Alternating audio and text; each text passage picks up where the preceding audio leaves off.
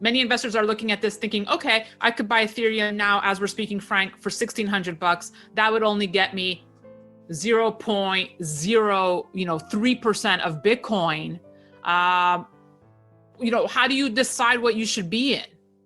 Think of silver and gold, and Ethereum is the silver market, and Bitcoin is the gold market.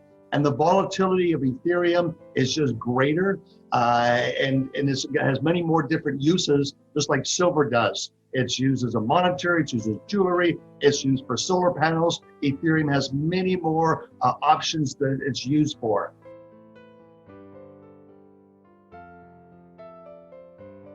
Wow, incredible excitement here on the Ethereum front. What's driving prices, Frank?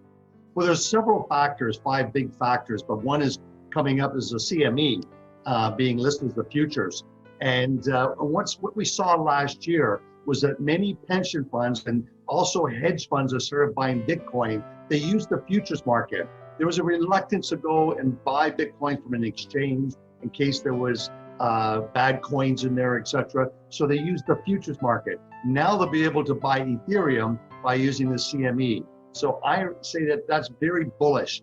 The other thing is that last time that Bitcoin was at 10,000, 19,000, Ethereum hit 1,400. So now with it over 30,000, Ethereum could be $10,000.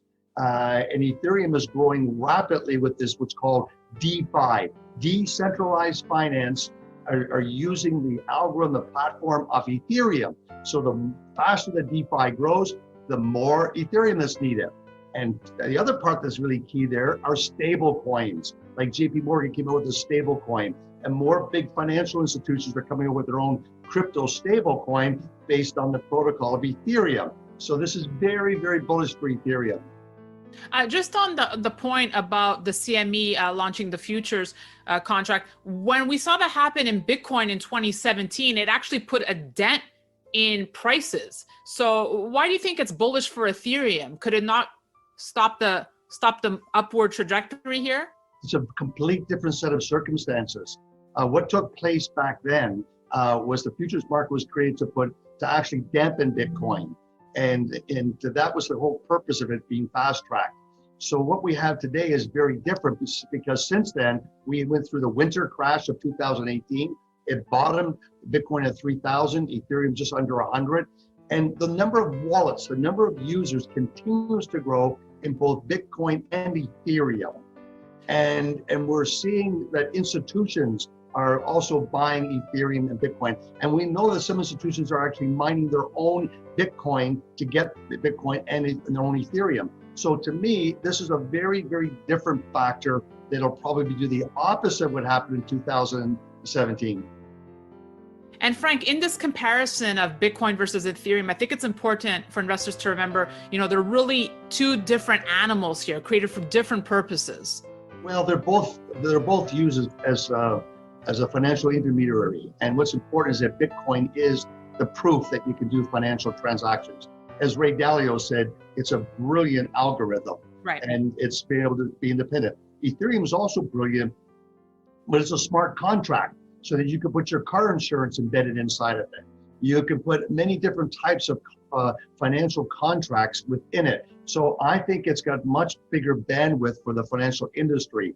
But the other part is what's interesting for me, I've found, is that there are many gold investors that are long Hive because it's their proxy to play Bitcoin, Ethereum. They're reluctant to go to an exchange and go and open an account to buy Bitcoin or Ethereum directly. So Hive has become their proxy. And that's why last year we traded over 2 billion shares, both in Canada and the US and in Germany. And we were up, Ethereum was up 480%. Bitcoin was up about 300%. And look at Hive was up 2,500% because we had I think the greatest earnings of all of our peers.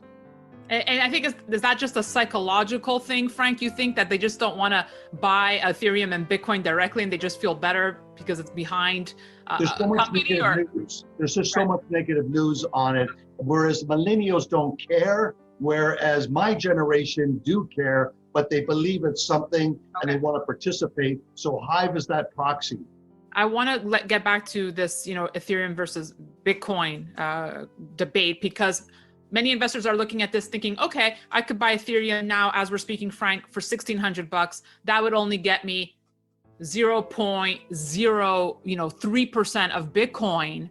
How do you decide what you should be in? Think of silver and gold, and Ethereum is the silver market, and Bitcoin is the gold market. And the volatility of Ethereum is just greater, and it has many more different uses, just like silver does. It's used as a monetary, it's used as jewelry, it's used for solar panels. Ethereum has many more options that it's used for. Do you think it will have greater growth than Bitcoin this year, leading up to 2022? I do, because of this incredible growth in DeFi. You're going to hear more and more about DeFi, about new companies coming out in the space, and they need the protocol of Ethereum. So I'm getting these extra fees. Some days are 50% bonus fees because of all the use and the needs for Ethereum. Just a final point here. You mentioned $10,000 Ethereum. When do you see that happening, and what time frame, Frank? That's like the gold-silver ratio, trying to call that. That's a big challenge. But I think the bigger part for me is that Ethereum is actually behind on that ratio. Bitcoin took off to 40,000, fell back to under 30. I think that Ethereum is on that catch-up leg.